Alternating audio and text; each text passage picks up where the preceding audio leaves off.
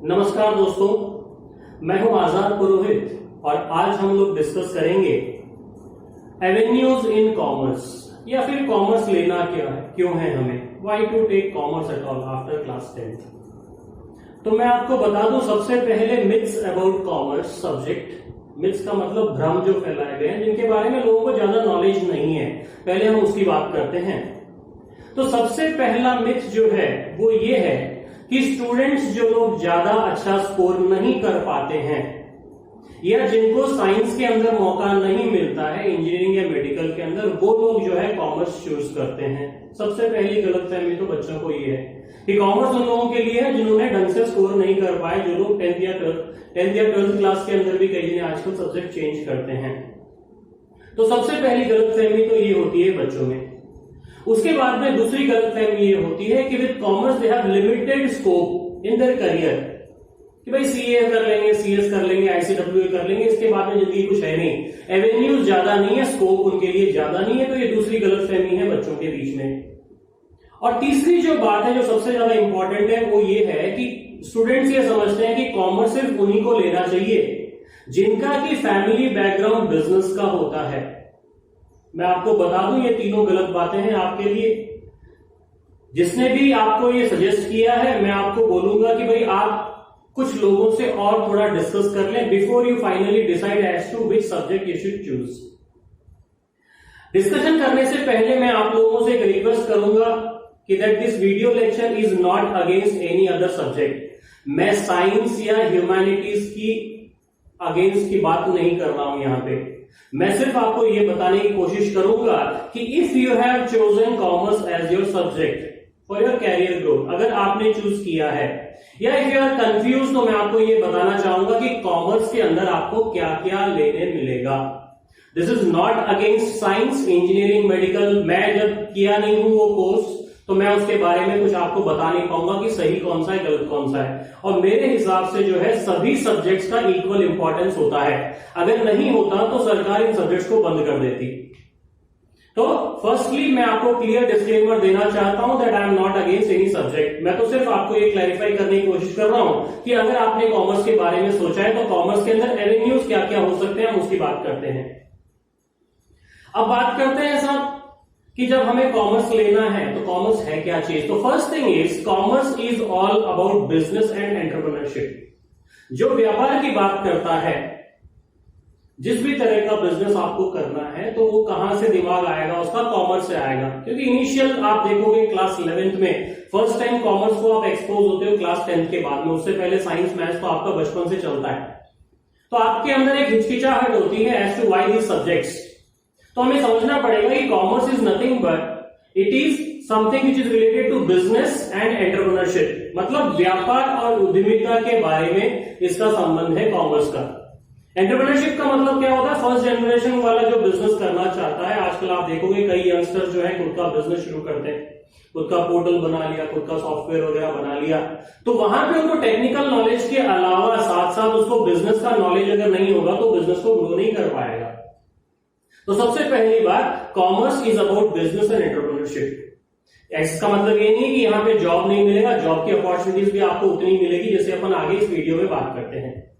फिर सबसे पहले अपन बात करते हैं highly paid jobs in India या अब्रॉड की बात करते हैं। तो one of the highest paid jobs in India and abroad, one of the बोल रहा हूं मैं, नोट ये नहीं बोल रहा हूं ओनली। तो one of the highest paid jobs कौन सा है, एमबीए का आपने सुना होगा। और आपको ये पता होगा कि ये एमबीए का जो कोर्स है वो इतना ज्यादा पॉपुलर है कि इवन इंजीनियरिंग या डॉक्टर्स भी जो है ये कोर्स करते हैं। अपना इंजीनियरिंग या मेडिकल का कोर्स कंप्लीट करने के बाद में आप जरा इसको वेरीफाई कर लेना। अगर आपका कोई साथी किसी बी स्कूल के अंदर हो, टॉप बी स्कूल्स की मैं बात कर रहा हूं, तो वहां पे अगर कोई आपका पहचान वाला है तो उससे पूछना कि मैक्सिमम लोग एमबीए करने वाले कौन होते हैं। मैं छोटे बी स्कूल्स की बात नहीं कर रहा हूं, आई रिपीट अगेन। तो आप वहां पता करेंगे तो आपको पता चलेगा आईआईटीएंस जो होते हैं वो अपना कोर्स करने के बाद में एमबीए करते हैं। क्यों? क्योंकि उनको बिजनेस एडमिनिस्ट्रेशन से रिलेटेड नॉलेज की उनको जरूरत पड़ती है। तो एमबीए जो है उसके अंदर आप कोर्सेज अगर देखोगे तो कॉमर्स के काफी सारे कोर्सेज जो हैं आपको शुरू से 11th 12th से बता दिए जाएंगे। मैनेजमेंट है, अकाउंटिंग है, बिजनेस है, ये बातें जो है आपको कॉमर्स से भी देखने मिलेगी। उसके बाद में साहब बात करते हैं हम लोग कि कॉमर्स यदि आप लेते हो आफ्टर 10th तो आपको कौन कौन से सब्जेक्ट्स मिलेंगे। शुरुआत से बात करते हैं एबीसी ऑफ अकाउंटिंग की अगर मैं बात करता हूं या एबीसी ऑफ कॉमर्स की मैं बात करता हूं तो आपको जो सब्जेक्ट्स मिलेंगे 11th क्लास के अंदर सीबीएसई की यदि बात करें तो इंग्लिश कंपलसरी है आपके लिए, अकाउंटेंसी, बिजनेस स्टडीज, इकोनॉमिक्स, ये 4 सब्जेक्ट्स आपके कंपलसरी हैं। उसके बाद में ऑप्शनल के अंदर या तो आप कंप्यूटर्स ले सकते हो उसे हम आईपी कहते हैं, या आप मैथमेटिक्स ले सकते हो, या आप फाइन आर्ट्स ले सकते हो, या आप हिंदी ले सकते हो, या आप फिजिकल एजुकेशन ले सकते हो, या एंटरप्रेन्योरशिप ले सकते हो। ये आपके पास में ऑप्शंस होते हैं सीबीएसई वालों के लिए। और स्टेट बोर्ड के अंदर अगर अपन बात करते हैं, जैसे राजस्थान स्टेट बोर्ड की अगर अपन बात करते हैं तो वहां पे कंपल्सरी सब्जेक्ट्स के अंदर हिंदी होगा, इंग्लिश होगा, अकाउंटेंसी होगा, बिजनेस स्टडीज होगा। ये 4 सब्जेक्ट्स आपके कंपलसरी हैं। और ऑप्शनल के अंदर आप मैथमेटिक्स चूज कर सकते हो, आप कंप्यूटर्स चूज कर सकते हो, आप चाहो तो इकोनॉमिक्स चूज कर सकते हो, फिजिकल एजुकेशन चूज कर सकते हो, टाइपिंग या कंप्यूटर साइंस आप लोग चूज कर सकते हो। तो ये बेसिकली सब्जेक्ट्स आपके होते हैं जो 11th या 12th में होते हैं, जो कि आपके बेस फॉर्म करेंगे कॉमर्स के लिए आगे बढ़ने के लिए। तो आगे अगर अपन बात करें तो मैं रेगुलर कोर्सेज की बात नहीं करता हूं, बीकॉम वगैरह की मैं बात नहीं कर रहा हूं यहाँ पे, बीकॉम बीबीए, क्योंकि उसके बारे में मेरे ख्याल से आपको बहुत ज्यादा नॉलेज होगा। लेकिन एक बात मैं आपको बता दूं कि बीकॉम वगैरह भी जो होते हैं सब्जेक्ट्स कोर्सेज वगैरह जो रेगुलर कोर्सेज हैं वो भी कोर्सेज काफी इंपॉर्टेंट है अगर आप उनको ढंग से करते हो, उनको आप हल्के में न लें। से फॉर एग्जांपल आपने अगर बीकॉम करने की सोची है एसआरसीसी से, श्री राम कॉमर्स कॉलेज से, या लेडी श्री राम कॉलेज से, या डीएमडी कोई भी एक कॉलेज है उससे अगर आपने करने की सोची है, या आपने मान लीजिए जेवियर्स से आपने करने की सोची है, नरसिंह मोंजी से आपने करने की सोची है, तो ऐसी कई सारी कॉलेजेस हैं जहां से बीकॉम भर करने से आपको करियर में बहुत तेज उड़ान मिलेगी। आपको करियर ग्रोथ जबरदस्त होता है इन कॉलेज से करने के लिए। इसलिए मैं आपको ये बता देना चाहता हूं कि मैं इसके बारे में डिस्कस नहीं कर रहा हूं ग्रेजुएशन कोर्सेज का, पास कोर्स हो चाहे ऑनर्स कोर्स हो, लेकिन मैं आपको बता दूं इनको आप हल्के में न लें। These are equally important. और मैं तो कहूंगा कोई भी प्रोफेशनल कोर्स कर रहे हैं तो बीकॉम करना जरूरी है, चाहे पास कोर्स से करते हो चाहे ऑनर्स से करते हो। यहां से आपके रास्ते जो है वो खुल जाते हैं। अब अपन बात करते हैं सबसे पहले जो प्रचलन में है जो कोर्सेज, उसके बाद में हम बात करेंगे नए एवेन्यूज कौन कौन से हैं आने वाले समय के अंदर जिनकी इंपॉर्टेंस बढ़ जाएगी। अभी जो कोर्सेज चलन में है या काफी सालों से और काफी साल तक जो रहेंगे प्रोफेशनल कोर्सेज जिनकी अगर अपन बात करें तो उनमें 3 कोर्सेज हैं जो है एक सीए, एक सीएस, तीसरा है जो आपका आईसीडब्ल्यूए है। तो मैं आपको बता दूं चार्टर्ड अकाउंटेंट, कंपनी सेक्रेटरी और कॉस्ट अकाउंटेंट, ये 3 प्रोफेशनल कोर्सेज ऐसे हैं जो कई सालों से इंडिया में है और आने वाले टाइम में भी इनका इंपॉर्टेंस रहना है, क्योंकि जब तक इकोनॉमी है तब तक इनकी जरूरत पड़ती रहेगी। मैं आपको बता देता हूं किसी भी तरह का बिजनेस होगा इन तीनों के बिना तो बिजनेस नहीं चलेगा। बड़े स्केल पे अगर अपन बात करें, छोटे मोटे दुकानदारों की मैं बात नहीं करता। तो सबसे पहले अपन बात करते हैं सीए या चार्टर्ड अकाउंटेंसी कोर्स का। तो इसके अंदर सबसे पहले अपन मिथ्स की बात करते हैं, फिर से कौन से भ्रम फैलाए जाते हैं इस कोर्स के बारे में हम उसकी बात करते हैं। तो सबसे पहले साहब ये है कि ये साहब बहुत मुश्किल है, बहुत टफ कोर्स है ये, इसके लिए बहुत मेहनत करनी पड़ती है और ये करने के बाद में भी आपके पास में स्कोप नहीं है। तो साहब मैं आपको सबसे पहली बात बता देता हूं, टफ जहां तक की बात है, मैं एक एवरेज स्टूडेंट हूं, चाहे मेरी 12th की बात करें या मेरी ग्रेजुएशन की बात करें, मैं टॉपर में से नहीं हूं, but still I am a chartered accountant today. तो जब मेरे जैसा स्टूडेंट अगर सीए का कोर्स क्लियर कर सकता है तो मैं ये मान सकता हूं कि हर स्टूडेंट जो कि एवरेज है वो सीए का कोर्स कर सकता है। और एवरेज स्टूडेंट का मतलब आपको पता है 95% जनता जो है एवरेज या अबव एवरेज है, बिलो एवरेज नहीं के बराबर है। मुझे नहीं लगता कि कोई स्टूडेंट बिलो एवरेज रहता होगा। तो मेरा कहने का मतलब ये है कि हर स्टूडेंट जिसकी इच्छा हो वो सीए बन सकता है, चार्टर्ड अकाउंटेंट बन सकता है। चार्टर्ड अकाउंटेंसी का काम क्या होता है समझें कि भाई जॉब की अगर अपन बात करते हैं तो गवर्नमेंट सेक्टर, प्राइवेट सेक्टर दोनों में जॉब की इक्वल अपॉर्चुनिटीज है। अगर अपन फील्ड्स की बात करते हैं कि कहां कहां इनकी नौकरी लग सकती है, तो साहब अकाउंटिंग में इनकी नौकरी लग सकती है, टैक्सेशन में इनकी नौकरी लग सकती है, लीगल सर्विसेज में इनकी नौकरी लग सकती है, फाइनेंस में इनकी नौकरी लग सकती है, इन्वेस्टमेंट में इनकी नौकरी लग सकती है, कंसल्टेंसी में इनकी जॉब लग सकती है, टीचिंग में इनकी जॉब लग सकती है, रिसर्च का काम ये कर सकते हैं। ये हम बात कर रहे हैं चार्टर्ड अकाउंटेंसी कोर्स में ऑप्शंस की। और उन सब के अलावा जो बेस्ट मैं मानता हूं वो है आपका प्राइवेट या प्रैक्टिस करना, आपका प्राइवेट बिजनेस। फ्रीलांसर जैसे अगर आप काम करना चाहो तो अकाउंटिंग कंसल्टेंसी कर सकते हो, लीगल कंसल्टेंसी कर सकते हो, आप टैक्स कंसल्टेंसी आप कर सकते हो, आउटसोर्सिंग का काम आपको मिल सकता है, किसी भी तरह का काम आप कर सकते हो अपने पर्सनल लेवल पे, जिसे अपन कहते हैं प्राइवेट प्रैक्टिस में रहना। आगे बात करते हैं साहब कंपनी सेक्रेटरीशिप की। इसके अंदर भी यही भ्रम फैलाए जाते हैं कि साहब मुश्किल की तो बात इसके बारे में होती नहीं है, लेकिन ये कहते हैं लिमिटेड स्कोप है। तो मैं आपको एक चीज बता दूं कि किसी भी कंपनी को फॉर्मेशन से लेके कंपनी के डिसोल्यूशन तक, वाइंडिंग अप तक, कंपनी को बंद करने तक एक कंपनी सेक्रेटरी के बिना काम नहीं हो सकता। Everything related to the legal aspects of a company are done by a company secretary.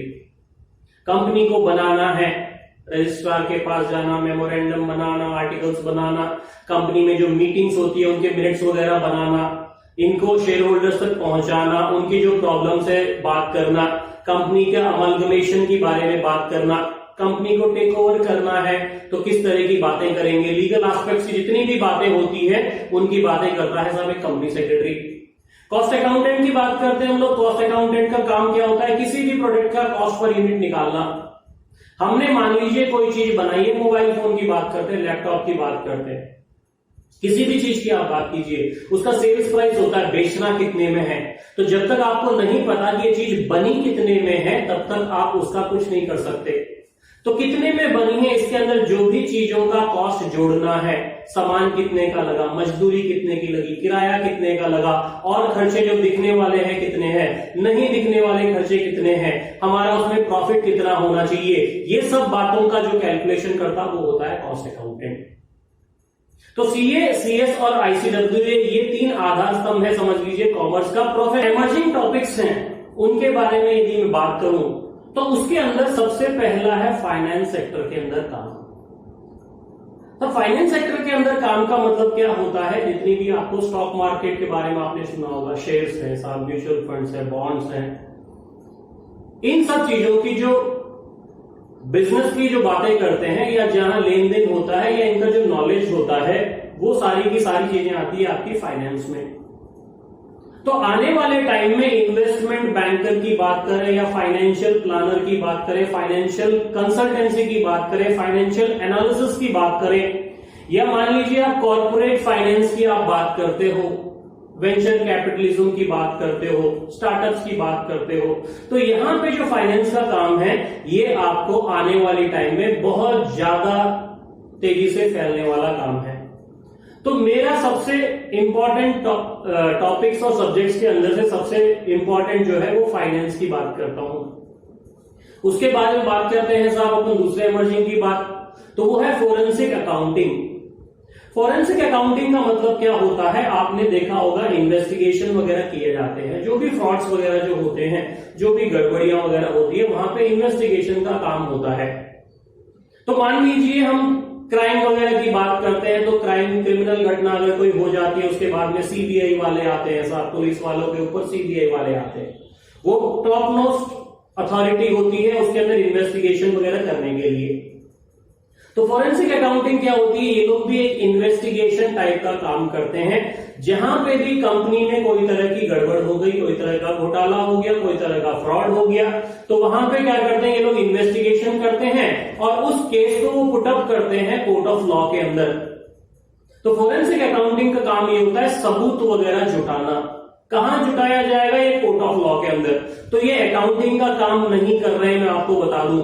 ये लोग क्या कर रहे हैं? अकाउंटिंग की पूरी प्रोसेस को पकड़ने की कोशिश करते हैं और ये देखने के लिए कहां गड़बड़ हो सकती है या कहां गड़बड़ हुई होगी जिसकी वजह से ये इतनी बड़ी समस्या कंपनी में आ गई। आपने देखा होगा आजकल इतने सारे फ्रॉड्स वगैरह होते हैं कंपनी के अंदर, आप रोज रोज नए नए घोटाले की बात करते हो।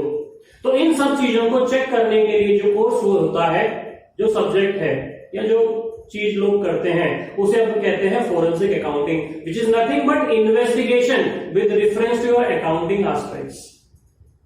उसके बाद में साहब बात करते हैं हम लोग ई कॉमर्स की। अब साहब ये ई कॉमर्स मुझसे ज्यादा मेरे ख्याल से कई बच्चे जानते हैं मेरे। कॉमर्स की वो एक्टिविटीज जो इलेक्ट्रॉनिक प्लेटफॉर्म पे होती है उसे हम कहते हैं ई कॉमर्स। इसका मतलब जो भी लेन देन फिजिकल ना होके इलेक्ट्रॉनिक प्लेटफॉर्म पे होता है, वहां पे जिस काम जो भी बिजनेस होता है उसको एक नाम दे दिया गया ई कॉमर्स का। तो ई कॉमर्स रिलेटेड अकाउंटिंग भी जो है आजकल बहुत ज्यादा डिमांड में है। देखिए मैंने आपको क्या कहा, बिजनेस कोई सा भी कर लीजिए, हिसाब किताब रखना जरूरी है, जो कि अकाउंटिंग की बात करता है। आपने देखा होगा हम अपने घर पे भी अगर अपन बात करते हैं, चाहे हमारे पेरेंट्स किसी भी प्रोफेशन से रहे होंगे, कॉमर्स या नॉन कॉमर्स, लेकिन हमारे घर में जो खर्चा वगैरह जो चलता है, जो पैसा आने के बाद का जो काम होता है, that is everything about commerce. खर्चा कैसे करना है, कितना करना है, खर्चे का कितना हिस्सा इन्वेस्ट करना है, कहां पे इन्वेस्ट करना है, कैसे इन्वेस्ट करना है, कब तक इन्वेस्ट करना है, ये सारी बातें जो है आपको कॉमर्स के अंदर बताई जाती है। उसके बाद में साहब बात करते हैं हम एनवायरमेंटल अकाउंटिंग की। हर कंपनी को कॉर्पोरेट सोशल रिस्पॉन्सिबिलिटी की तहत उनको एनवायरमेंटल अकाउंटिंग या एनवायरमेंटल के प्रति उनकी कुछ जिम्मेदारियां होती है, पर्यावरण के प्रति। भाई पोल्यूशन वगैरह कर रहे हैं, कार्बन डिस्चार्ज की अगर बात करते हैं, तो उन पोल्यूशन को कंट्रोल करने के लिए उन्होंने क्या क्या स्टेप्स लिए हैं, क्या क्या मेजर्स लिए हैं, ये उनको बताना पड़ता है। तो उनसे रिलेटेड जो अकाउंटिंग होती है उसे हम कहते हैं एनवायरमेंटल अकाउंटिंग। कार्बन क्रेडिट्स वगैरह के बारे में आपने सुना होगा, या जैसे जैसे आप आगे पढ़ोगे वैसे वैसे आपको ये इसके बारे में और समझने मिलेगी। तो ये अकाउंटिंग का जो नया एरिया जो आ रहा है, ये है एनवायरमेंटल अकाउंटिंग। यहां पे भी आपको काफी सारा स्कोप है। फिर बात करते हैं साहब हम इकोनॉमिक्स की। आपको मैंने जैसे कहा था 11th क्लास ऑनवर्ड्स आपको इकोनॉमिक्स, बल्कि कई सारे सीबीएसई के अंदर तो मैंने देखा 8th 9th से आपको इकोनॉमिक्स पढ़ाया जाता है। It is so important. Economics के अंदर जितनी भी आपकी टर्मिनोलॉजी है वो आपको जिंदगी भर काम आने वाली है। किसी भी इंडिविजुअल की, फैमिली की, ग्रुप की या इवन देश की अगर अपन बात करें तो चलती है या नहीं चलती है, उसकी जो अपन बात करें वो इकोनॉमी की ही है। देश की अर्थव्यवस्था की हालत कैसी है, साहब ये इकोनॉमिकल टर्म्स की बातें करते हैं। डिमांड कितना है, सप्लाई कितना है, इंटरेस्ट है, बढ़ रहा है, बैंक ने रेपो रेट लगाया, रिवर्स रेपो रेट लगाया, इन्फ्लेशन को कितना उन्होंने कम कर दिया, कितना ज्यादा कर दिया, ये सारी बातें जो होती है वो आपकी इकोनॉमिक्स में आती है। तो इकोनॉमिक्स में आपको स्कोप कौन कौन से मिल जाते हैं? You can act as an economist, अर्थशास्त्री के रूप में आप काम कर सकते हो। स्टैटिस्टिशियन का भी जॉब आजकल बहुत जबरदस्त तरीके से चलता है। रिस्क मैनेजमेंट की अगर अपन बात करते हैं, रिस्क मैनेजमेंट का मतलब क्या होता है? पैसा डूबेगा कि नहीं ये पता करना है, सब इसकी व्यवस्था अपने को देखनी है, उसे अपन कहते हैं जोखिम का पता लगाना। रिस्क मैनेजमेंट या रिस्क एनालिसिस का काम होता है। उसके बाद में हम बात करते हैं ऑपरेशंस रिसर्च की, उसके बाद में हम बात करते हैं इंश्योरेंस की, फिर अपन बात करते हैं बजट के एनालिसिस की। तो आप देखोगे कई सारे जो अर्थशास्त्री लोग हैं उनको आरबीआई का जो गवर्नर होता है बेसिकली इकोनॉमिस्ट होता है, बड़ी बड़ी यूनिवर्सिटी से उन्होंने डिग्री ले रखी होती है। तो आरबीआई कौन है? आरबीआई देश के सभी बैंकों को चलाने वाला है। तो बैंकिंग में जॉब मिलता है। आरबीआई के अंदर भी जो टॉप पोजीशंस होती है वो इकोनॉमिस्ट की ही होती है।